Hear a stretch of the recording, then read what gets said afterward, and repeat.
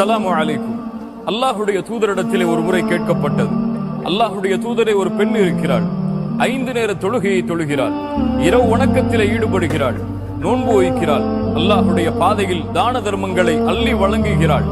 ஆனால் இந்த பெண்ணால் அண்டை வீட்டார்கள் நோவினை செய்யப்படுகிறார்கள்.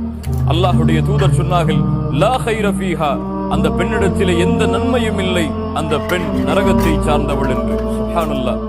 இன்னொரு பெண் இருக்கிறாள், அல்லாஹுடைய தூதரை, கடமையான தொழுகையைத்தான் தொழுகிறாள், அல்லாஹுடைய பாதையில் முடிந்த அளவுதான் தான தர்மங்கள் செய்கிறாள். இந்த பெண்ணால் இந்த பூமியில் யாரும் நோவினை செய்யப்படுவதில்லை, யாருக்கும் இந்த பெண் தீங்கிழைப்பதில்லை. இந்த பெண் யார்? அல்லாஹுடைய தூதர் சொன்னார்கள், ஹிய மின் அஹ்லில் ஜன்னah, இந்த பெண் சொர்க்கத்தை சார்ந்தவள் என்று.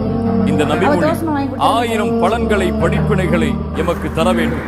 வணக்க வழிபாடுகளும் குணங்களும்